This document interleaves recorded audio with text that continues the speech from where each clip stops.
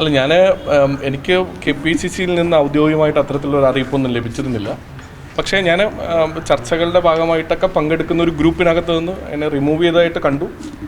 ഞാനത് KPCCയുടെ നേതൃത്വവുമായിട്ട് കഴിഞ്ഞ കുറച്ച് ഈ വാർത്തകളൊക്കെ സജീവമായി വന്നതിന് ശേഷം അതിൻ്റെ നേതൃത്വവുമായി ബന്ധപ്പെട്ട ആളുകളോട്ടൊക്കെ KPCCയുടെ നേതൃത്വത്തോട് വളരെ കൃത്യമായി തന്നെ ഞാൻ വിളിച്ചന്വേഷിക്കുകയും അപ്പോൾ അത് നേതൃത്വം പോലും അത് നേരെ അറിഞ്ഞിട്ടില്ല എന്നുള്ളതാണ് എനിക്ക് നേതൃത്വത്തിൽ നിന്ന് മനസ്സിലാക്കാൻ കഴിയുന്നത്. അപ്പോൾ അത് ഏത് തരത്തിലാണ് അത്തരത്തിൽ പെട്ടെന്നൊരു തീരുമാനം ഉണ്ടായത്, അത് എന്തിനു വേണ്ടിയിട്ടാണ് അത്തരത്തിലൊരു ഗ്രൂപ്പിൽ നിന്ന് റിമൂവ് ചെയ്തെന്നുള്ളൊരു കാര്യം അത് നേതൃത്വമാണ് ബോധ്യപ്പെടുത്തേണ്ടത്. എന്തായാലും ഔദ്യോഗികമായി എന്നെ ഈ പറയുന്നത് പോലെ ചർച്ചകളിൽ പങ്കെടുക്കുന്ന കാര്യത്തിലോ അല്ലെങ്കിൽ ഈ പറയുന്നത് പോലെ മാധ്യമ വക്താവ് എന്നുള്ള പദവിയിൽ നിന്നോ ഒഴിവാക്കിയതായിട്ട് KPCCയിൽ നിന്ന് എനിക്കൊരു കത്തോ അല്ലെങ്കിൽ ഏതെങ്കിലും നേതാവ് വിളിച്ച് എന്നെ അറിയിക്കുകയോ ചെയ്തിട്ടില്ല. ഇതാ യാഥാർത്ഥ്യം. പക്ഷേ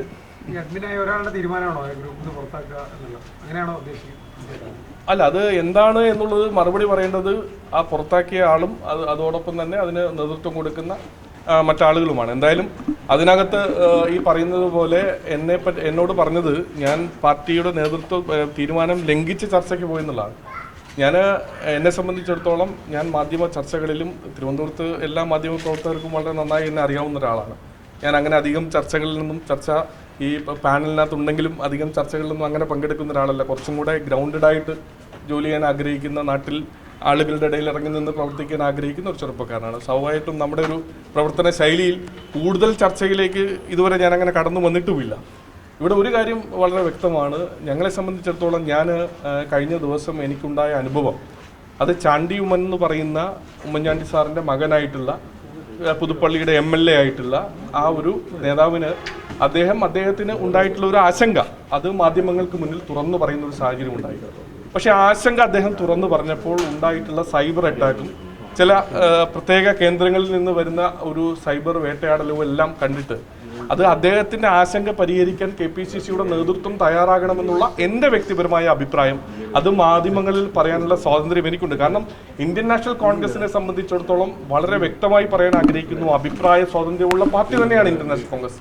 അത് എക്കാലവും ഇതിനകത്തുള്ള എല്ലാ നേതാക്കന്മാരും അത് വളരെ കൃത്യമായി നടത്തിയിട്ടുള്ള ആളുകളുമാണ്. ഇപ്പോഴും നിങ്ങൾ എൻ്റെ മുന്നിലുള്ള മാധ്യമ പ്രവർത്തകർക്ക് വളരെ വ്യക്തമായി അറിയാവുന്നതാണ്. കാരണം എല്ലാ പ്രമുഖ നേതാക്കന്മാരും അവരുടേതായ അഭിപ്രായം, അത് അഭിപ്രായ ഭിന്നതയാണെങ്കിൽ ആ ഭിന്നത തുറന്ന് സംസാരിക്കാനുള്ള സ്വാതന്ത്ര്യമുള്ള പാർട്ടിയാണ് ഇന്ത്യൻ നാഷണൽ കോൺഗ്രസ്. പക്ഷേ എന്നെ സംബന്ധിച്ചിടത്തോളം ഞാൻ ഇപ്പോഴും ഇത്തരത്തിൽ ഒരു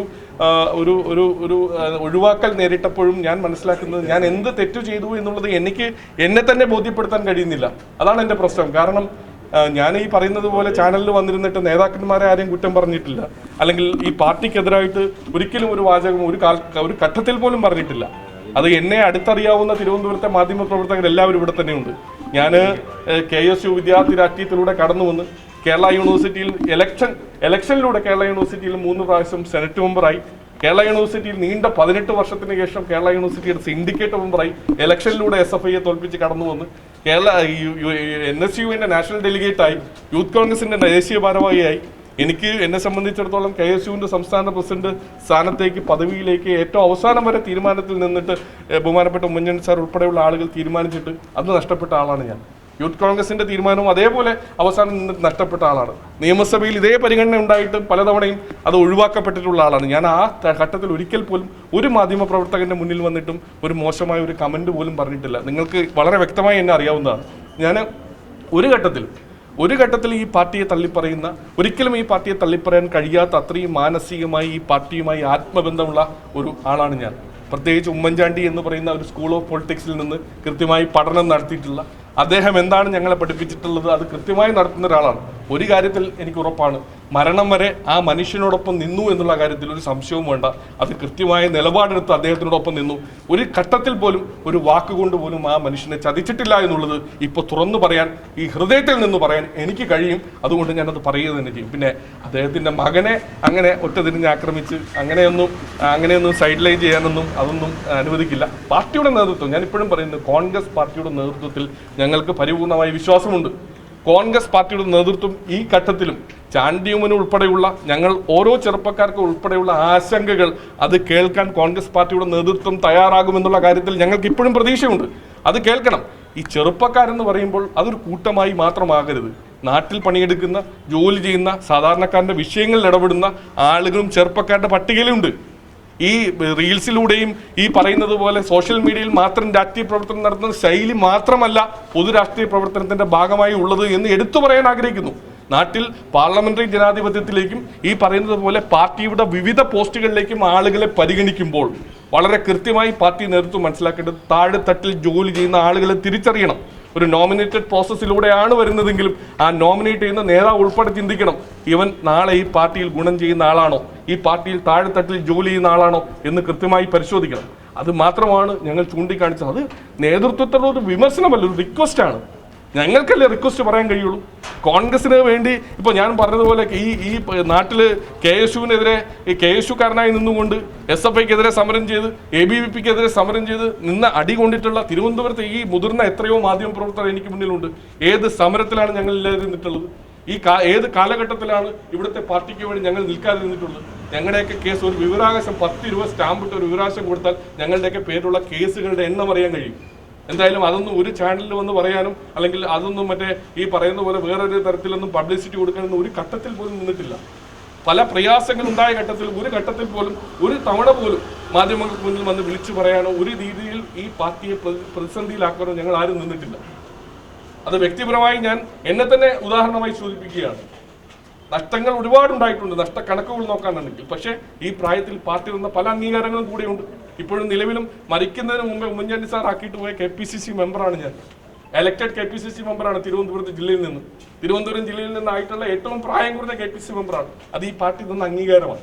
അപ്പം അതെല്ലാം പരിപൂർണമായി വെച്ചുകൊണ്ട് പിന്നെ ചില ആളുകളോട് മാത്രമായി എടുത്തു പറയാനുള്ളത്, അങ്ങനെയൊന്നും ഈ പാർട്ടിയെ തള്ളിപ്പറഞ്ഞ് ഈ അധികാരത്തിന്റെ ശീതളച്ചായയിലേക്ക് വേറൊരു തലത്തിലേക്ക് പോകുമെന്ന് ആരെങ്കിലും സ്വപ്നം കാണുന്നുണ്ടെങ്കിൽ അതൊക്കെ അങ്ങ് കയ്യിൽ വെച്ചിരുന്നാൽ മതി. കാരണം ഞങ്ങൾക്ക് പറയാനുള്ള അഭിപ്രായം ഞങ്ങൾ തുറന്നു പറഞ്ഞുകൊണ്ടേയിരിക്കും. അത് ആരെങ്കിലും ഏതെങ്കിലും ഘട്ടത്തിൽ അത് ആരെങ്കിലും മറ്റേ ഈ പറയുന്നത് പോലെ വേറൊരു രീതിയിൽ ചിന്തിച്ച് ഇത് അവനെ ഈ പറയുന്ന പോലെ ബുദ്ധിമുട്ട് പറയുന്നവരൊക്കെ ഈ പാർട്ടിയിൽ നിന്ന് അങ്ങ് തള്ളിക്കളയാൻ പറഞ്ഞു വിടാം എന്നൊരു തോന്നൽ ആർക്കെങ്കിലും ഉണ്ടെങ്കിൽ അതൊക്കെ അങ്ങ് കയ്യിൽ വെച്ചിരുന്നാൽ മതി. നിങ്ങൾ മാത്രമല്ല പാർട്ടി. ഈ പുറത്താക്കിയ ഗ്രൂപ്പ് ദീപ്തി വേരി വർഗീസ് സ്വന്തമായിട്ട് ഉണ്ടാക്കിയ ഗ്രൂപ്പാണോ അതോ KPCCയുടെ ഔദ്യോഗിക ഗ്രൂപ്പാണോ?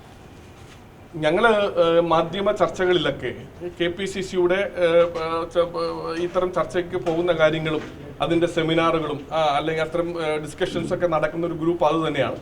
അത് ഔദ്യോഗിക ഗ്രൂപ്പ് അല്ല എന്ന് പാർട്ടിയുടെ നേതൃത്വം ഇപ്പോൾ എന്നോട് പറയുന്നു. അങ്ങനെ ഔദ്യോഗിക ഗ്രൂപ്പിൽ നിന്നല്ല പുറത്താക്കിയെന്ന് പറയുന്നു. അതിൻ്റെ മറുപടി പറയേണ്ടത് പാർട്ടിയുടെ നേതൃത്വമാണ്. ഔദ്യോഗിക ഗ്രൂപ്പ് അല്ലെങ്കിൽ എനിക്ക് പ്രശ്നമൊന്നുമില്ല, നമുക്ക് കുഴപ്പമൊന്നുമില്ല. പക്ഷെ അത് അല്ല എന്നുണ്ടെങ്കിൽ അത് മറുപടി പറയേണ്ടത് പാർട്ടിയുടെ നേതൃത്വമാണ്. മീഡിയയിലെ ചാനൽ ചർച്ചയ്ക്ക് പോകുന്ന ആൾക്കാർക്ക് ഗസ്റ്റുകൾ കൊടുക്കുക, ഇതെല്ലാം KPCCയുടെ ജനറൽ സെക്രട്ടറിയായ ദീപ്തി വേരി വർഗീസ് ആണ് ചെയ്യുന്നത്. അവർ തന്നെയാണ് ഈ ഗ്രൂപ്പിന്റെ അടിസ്ഥാനത്തിൽ നേരത്തെ തന്നെ ചുമതല തീരുമാനിച്ച് എല്ലാവർക്കും ചർച്ചയിൽ പങ്കെടുക്കുന്ന ആളെ കൊടുക്കുന്നത്. അപ്പോൾ ഇത്രയും കാലം ഔദ്യോഗികമായി പ്രവർത്തിക്കാത്ത ഗ്രൂപ്പാണോ കോൺഗ്രസിന് വേണ്ടി ചർച്ചയിൽ പങ്കെടുത്തുകൊണ്ടിരുന്നത്? അല്ല, അത് ഞാനല്ലല്ലോ മറുപടി പറയേണ്ടത്. വളരെ കൃത്യമായി എനിക്കും ആ സംശയം ഉണ്ടായി. അപ്പോൾ അതിന് മറുപടി പറയേണ്ടത് പാർട്ടിയുടെ നേതൃത്വമാണ്. കാരണം അത്തരത്തിലൊരു ഗ്രൂപ്പിൽ നിന്ന് പുറത്താക്കുമ്പോൾ മിനിമം എന്നോട് എൻ്റെ അഭിപ്രായമെങ്കിലും ചോദിക്കാമായിരുന്നു. പിന്നെ രണ്ടാമതൊരു കാര്യം, ആ ഗ്രൂപ്പിനകത്ത് ഇത്തരം ചർച്ചകളിൽ പങ്കെടുക്കരുത് എന്ന് പറഞ്ഞ് വന്ന സമയം പോലും 8:30 മണിക്കാണ്. ഞാൻ പങ്കെടുത്ത ഒരു പ്രധാനപ്പെട്ട 2 ചാനലുകളിലെ ചർച്ചകളും ഈ പറയുന്നത് പോലെ ഒന്ന് 7 മണിക്കും ഒന്ന് 7:30ക്കുമായിരുന്നു. അപ്പോൾ സ്വാഭാവികമായിട്ടും ഞാനത് അറിയുന്നത് പോലെ 8:30ക്കാണ്. പിന്നെ അല്ലാത്ത പക്ഷം ഇപ്പോൾ ഞാനിപ്പോൾ അത് പങ്കെടുക്കേണ്ട എന്ന് പറഞ്ഞാലും ചാണ്ടി ഉമ്മനെ പോലെ ഒരാളിനെ, പ്രത്യേകിച്ച് ഞാൻ ഇഷ്ടപ്പെടുന്ന ഒരു നേതാവിൻ്റെ മകനെ, അദ്ദേഹത്തിനെ അങ്ങനെ ഒറ്റതിരിഞ്ഞ് ആക്രമിക്കുമ്പോൾ അത് പങ്കെടുക്കരുതെന്ന് പറഞ്ഞാലും അതൊന്നും നോക്കിയിരിക്കാൻ ഞങ്ങൾക്ക് കഴിയില്ല. അത് ഞങ്ങൾ പങ്കെടുക്കും. ഞങ്ങൾ അങ്ങനെ ചാണ്ടി ഉമ്മനെ ഇത്രയും മോശമായി ചിത്രീകരിച്ചിട്ട് ചാനലിൽ പോയി അതിനെ അനുകൂലിച്ച് പറയാൻ പാടില്ല എന്ന് പറഞ്ഞു കഴിഞ്ഞാൽ അതൊന്നും നോക്കി നിൽക്കാൻ എന്തായാലും ആത്മാർത്ഥമായി ഉമ്മൻചാണ്ടിയെ സ്നേഹിച്ച ഞങ്ങൾക്കൊന്നും കഴിയില്ല.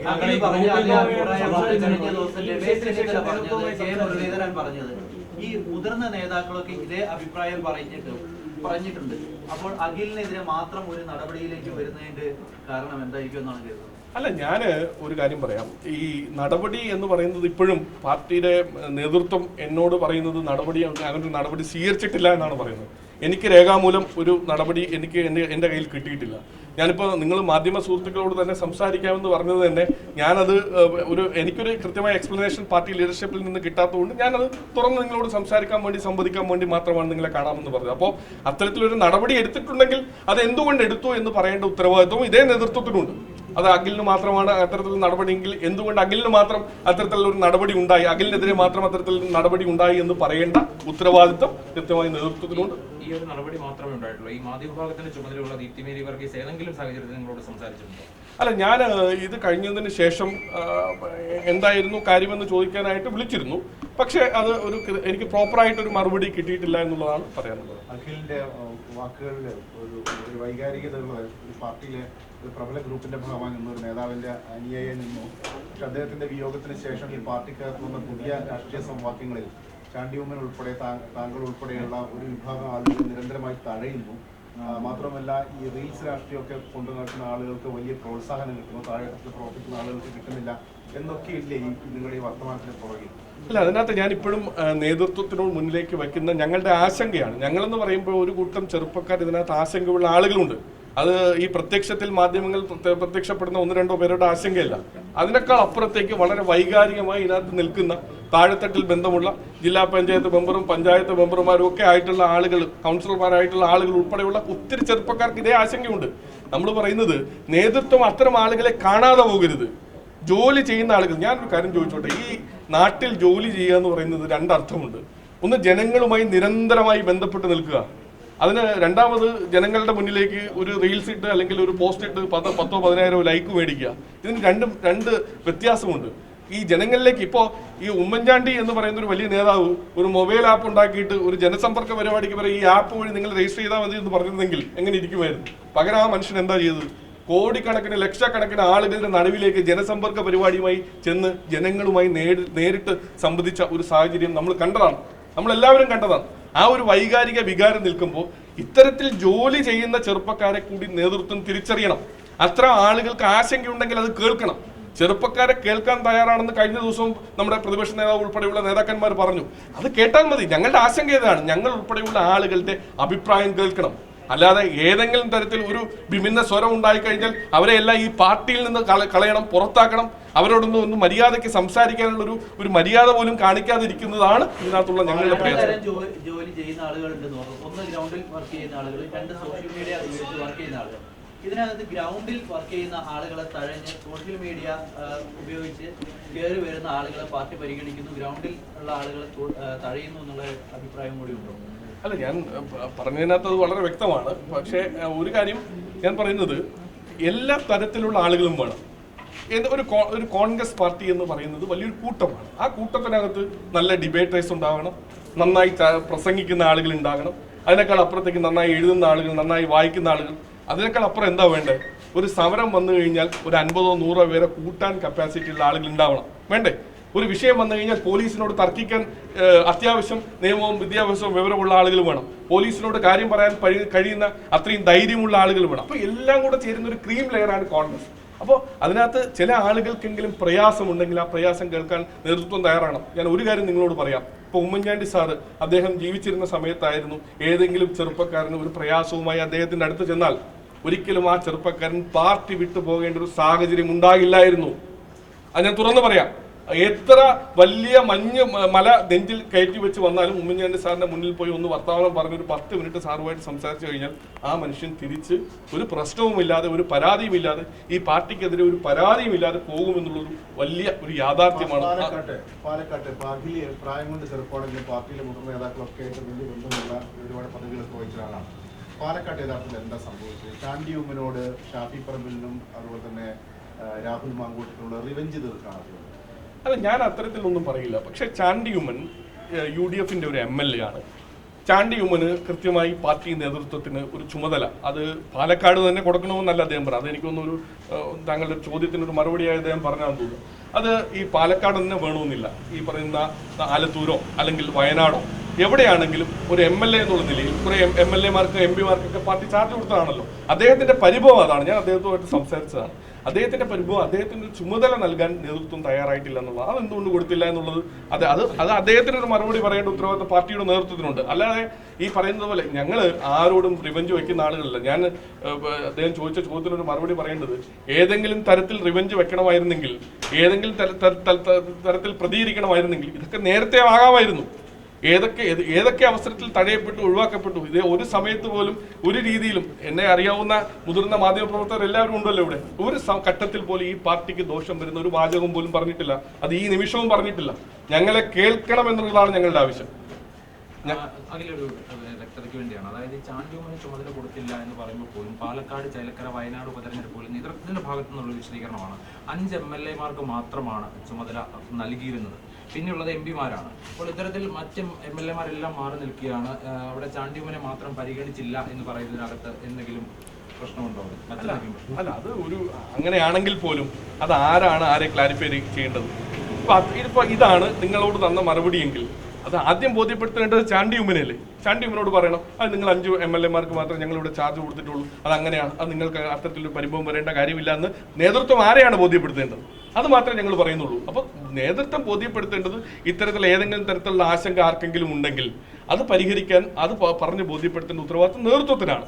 ചാണ്ടി ഉമ്മന് കൃത്യമായ ഒരു പരിഗണന നിലവിൽ കിട്ടുന്നുണ്ട്.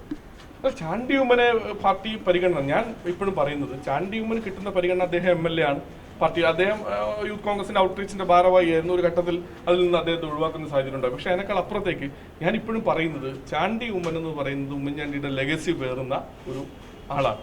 ചാണ്ടി ഉമ്മൻ MLA ആണ്, പുതുപ്പള്ളിയുടെ MLA ആണ്. ചാണ്ടി ഉമ്മനെ കൃത്യമായി കോൺഗ്രസ് പാർട്ടി ഉപയോഗിക്കണം എന്നൊരു അഭിപ്രായം എനിക്കുണ്ട്. അതായത് ഉമ്മൻചാണ്ടി സാറിന്റെ രാഷ്ട്രീയമായിട്ടുള്ള പൈതൃകം അവകാശപ്പെടാൻ പറ്റുന്ന നേതാവ് ചാണ്ടി ഉമ്മൻ തന്നെയാണെന്നല്ലേ പറയുന്നത്? എന്താ സംശയം? അക്കാര്യത്തിൽ ഞങ്ങൾക്കാർക്കും ഒരു സംശയവുമില്ല. അത് കൃത്യമായി ആ ലെഗസിയും പാരമ്പര്യവും പേറാൻ കഴിയുന്നത് ചാണ്ടി ഉമ്മന് തന്നെയാണ്. അതൊക്കെ പൊതുസമൂഹത്തിനും ഈ പറയുന്നത് പോലെ ഉമ്മൻചാണ്ടി സാറുമായി ബന്ധപ്പെട്ട ആളുകൾ, എന്തായാലും ഞാൻ കുറച്ച് തുടക്കത്തിൽ തന്നെ ഈ വാർത്താ സമ്മേളനത്തിന്റെ ചർച്ചയ്ക്ക് തുറക്കം മുമ്പ് തന്നെ ഞാൻ പറഞ്ഞത്, മരണം വരെ, അവസാന നിമിഷം വരെ ആ മനുഷ്യരോടൊപ്പം നിന്ന് ഞങ്ങൾക്ക് എല്ലാവർക്കും കൃത്യമായി അറിയാവുന്നതാണ്. ഈ ഒരു കൂട്ടം ചെറുപ്പക്കാരുടെ കാര്യം നേരത്തെ, ഒരു കൂട്ടം ആളുകളിൽ മാത്രമായി ഈ ചെറുപ്പക്കാർ എന്ന് പറയുന്ന ഒരു വിഭാഗം ഒതുങ്ങി പോരുതെന്ന് പറഞ്ഞു. അങ്ങനെ ഏതെങ്കിലും ഒരു വിഭാഗം അല്ലെങ്കിൽ ഒരു കൂട്ടം ചെറുപ്പക്കാർ പാർട്ടിയുടെ നിയന്ത്രണം ഏറ്റെടുക്കുന്നതായിട്ട് തോന്നുന്നു? അങ്ങനെയില്ല. പക്ഷേ എവിടെയൊക്കെയോ ആരൊക്കെയോ അനാവശ്യമായി തഴയപ്പെടുന്നു എന്നൊരു തോന്നൽ, അത് കൃത്യമായി ഞങ്ങൾക്ക് എല്ലാവർക്കും ആശങ്കയുണ്ട്.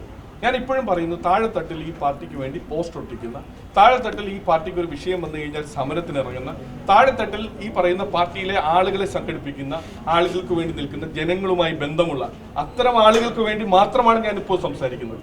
അത്തരം ആളുകളെ ഈ പാർട്ടി നേതൃത്വം തിരിച്ചറിയണം. നിങ്ങളൊരു കാര്യം മനസ്സിലാക്കേണ്ടത്, കൃത്യമായി ഇപ്പോൾ ഒരു മൂന്നാമതൊരു മുന്നണി നമ്മുടെ സംസ്ഥാനത്ത് വളർന്നു വരുന്നത്.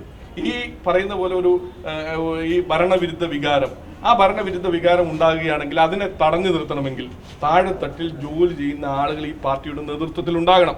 അത് ബൂത്ത് തുടങ്ങി അങ്ങ് KPCC വരെ ഉള്ള ആളുകളിൽ ജോലി ചെയ്യുന്ന ആളുകൾ ഈ പാർട്ടിയുടെ ഭാഗത്ത് ഉണ്ടായാൽ മാത്രമേ ഈ പറയുന്ന ഒഴുക്ക് തടഞ്ഞു നിർത്തി കോൺഗ്രസിന് അനുകൂലമാക്കി ഇനിയെങ്കിലും കോൺഗ്രസ് വിജയിച്ച് വരാൻ പറ്റുന്ന ഒരു സാഹചര്യത്തിൽ എത്തി നിൽക്കാൻ കഴിയൂ എന്നുള്ളതാണ് യാഥാർത്ഥ്യം. കേൾക്കണമെന്നാണ് പ്രധാനപ്പെട്ട ആവശ്യം. കോൺഗ്രസിന്റെ ഒരു സംഘടനാ രീതിക്ക് അനുസരിച്ച് അധികാര കേന്ദ്രങ്ങളിൽ നിൽക്കുന്ന 2 പേരാണ് എപ്പോഴും ഏറ്റവും പ്രധാന ശക്തിയായി നിൽക്കുന്നത്. അപ്പോൾ പ്രതിപക്ഷ നേതാവും KPCC പ്രസിഡന്റായിരിക്കും. ഓരോ കാലത്ത് ആരൊക്കെയാണ് അവർ.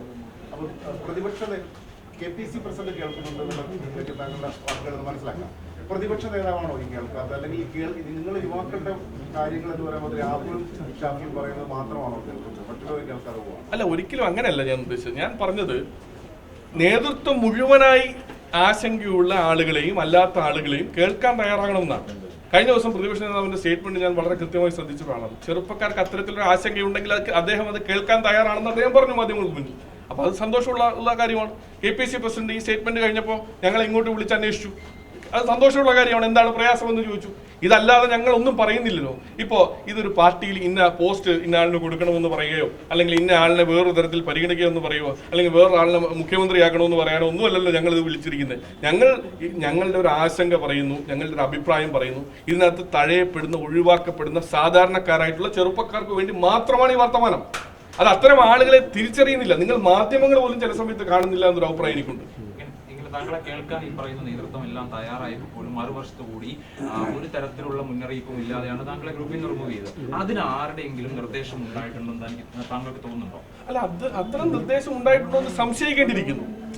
എന്തുകൊണ്ടാണ് ഒരു മുന്നറിയിപ്പ് പോലും ഇല്ലാതെ ഇത്തരത്തിൽ ഒരു കാര്യം നമ്മളെ അറിയിക്കാതെ അത്തരത്തിൽ റിമൂവ് ചെയ്യുക എന്ന് പറഞ്ഞു കഴിഞ്ഞാൽ, ഞാനത് മാധ്യമത്തിലൂടെയാണ് ആദ്യം അറിഞ്ഞത്. അപ്പോൾ അത് തീർച്ചയായിട്ടും അത് ഒരു പ്രയാസം ഉണ്ടാക്കി. അതിന് മറുപടി പറയേണ്ടത് അത് ഔദ്യോഗിക ഗ്രൂപ്പ് അല്ല എന്ന് ഇപ്പോഴും പറയുന്നു. അത് അങ്ങനെയാണെങ്കിൽ അത് വ്യക്തമായി മറുപടി പറയേണ്ടത് പാർട്ടിയുടെ നേതൃത്വമാണ്. അത് നിങ്ങൾ നേതൃത്വത്തോട് എന്ന് ചോദിക്കും. പാർട്ടി വിട്ടുപോയ സൈൻ പറഞ്ഞത് ഒരു ത്രയം ഇവിടെയുണ്ട്, അവരോട് ഏറ്റുമുട്ടി നിൽക്കാൻ പറ്റാത്ത സാഹചര്യത്തിലാണ് പുറത്തു കൊണ്ടുവരുന്നത്. അപ്പൊ അഖിലർക്ക് ഇനി അങ്ങോട്ട് ഈ ത്രയം, അതായത് ഷാഫി, രാഹുൽ, വി.ഡി. സതീശൻ എല്ലാം പറയുന്ന സംഘത്തിനെതിരെ ഏറ്റുമുട്ടലിലേക്ക് നീങ്ങുമോ? അല്ല, ഒരിക്കലും അങ്ങനെ ആരുമായി ഏറ്റുമുട്ടലിനോ അല്ലെങ്കിൽ മൽപ്പിടുത്തത്തിനോ ഒന്നും അത്തരത്തിലേക്കുള്ള ഒരു മാർഗമൊന്നും ഉപയോഗിക്കാനോ ഒന്നും ഞങ്ങൾ ആരും ഉദ്ദേശിക്കുന്നില്ല. ഞങ്ങൾ ഈ പാർട്ടി നന്നാവണം.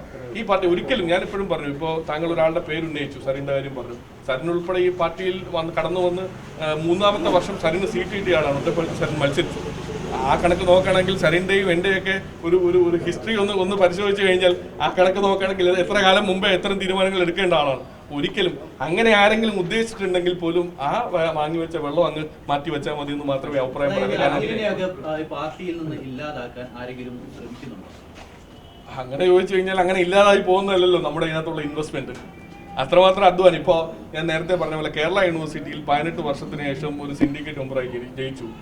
ആ സിൻഡിക്കേറ്റ് മെമ്പറായി ജയിച്ച് എനിക്ക് ശേഷം പിന്നെ ഒരു KSU സിൻഡിക്കേറ്റ് മെമ്പർ ജയിച്ചിട്ടില്ല. I am the part of the history.